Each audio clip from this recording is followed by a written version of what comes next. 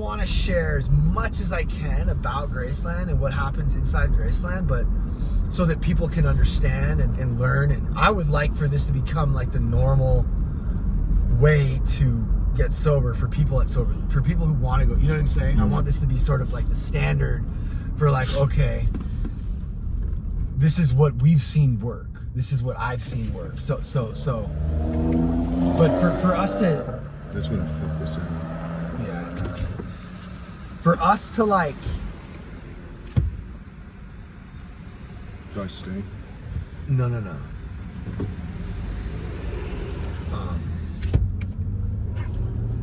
For us to like, for you to understand, can you explain how hard it was to understand what this? You didn't understand it probably for weeks. Months. Right. See, that's the thing. So how do we get people to understand what took you months to understand living in the house? It's a bigger. I'm trying to peel away these layers of this onion. It's like very, and while we're doing it, a lot of people are judging and they misunderstanding. That's what layer are we on? Like understanding how the house works, why we do what we do, or like in what aspect? All of it, man. Like because the point of these videos, like a lot of people, our families, our girlfriends, friends, I don't get it. Why are you guys posting this, that, and why? That's so vulnerable, and this is an intimate moment. Why are you putting this on the internet? It's a private moment, right? But the thing is, the whole point is, we all go through it.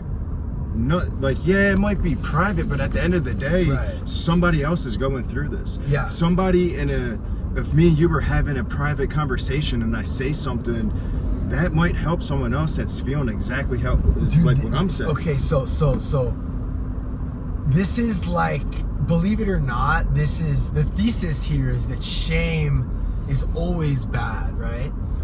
So it's not real. And how do you fight it? You just stop being ashamed, right? Stop making everything a secret and private and a secret. Like, it's okay. There's nothing that's not okay, right? If you did it, then it's okay. Someone else probably did it. But if you did it and you're not okay with it, you're ashamed of it, and you want to keep it a secret, it's just making it worse. So why not share what we're doing? This is how people are getting sober. I think it's important to see what it looks like. It's not like, give them water and food and let them watch movies for a week. It's not having fun on the beach or petting horses. It's fucking people not sleeping for a week because they're on meth and falling down the stairs. People doing drugs for 30 years and then losing their mind off of 2 weeks sober. Or just being a dick. People getting sober and just being bratty and entitled and selfish, and that's just, they're like children that haven't had to feel their emotions for so long. So we're infant, there's a saying in the book, we're king babies, infantile ego. It's all in the book. But what we're doing at Graceland is basically just like AA on steroids, or 24 hours a day. Just life school. Like we said many times before, like you don't have to be an alcoholic to benefit from this type of structure. Right. That's another layer of what I didn't really understand is like the groups. Why are we spending 3 hours talking about Josh driving fast? Right. What is the point? Yes, there's always something deeper than that. Dude. It's always, maybe he was doing it because he's mad. Why is he mad? Oh, because someone said something? Is that really why you're mad? Or you have a resentment from your childhood that came up over someone saying something? Right, exactly. Or maybe he's just impatient.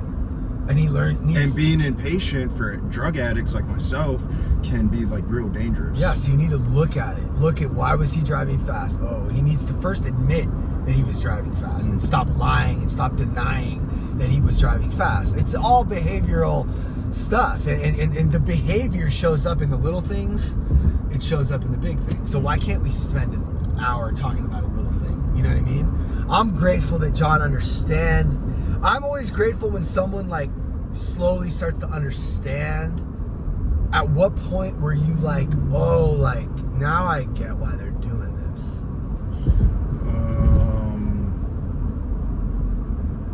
I don't know, like the first time, but one of the times was with Maya when she got honest about all her shit. I'm like, oh shit. Okay, so we had a girl in the house who lied about her past, everything. We thought she was a mother.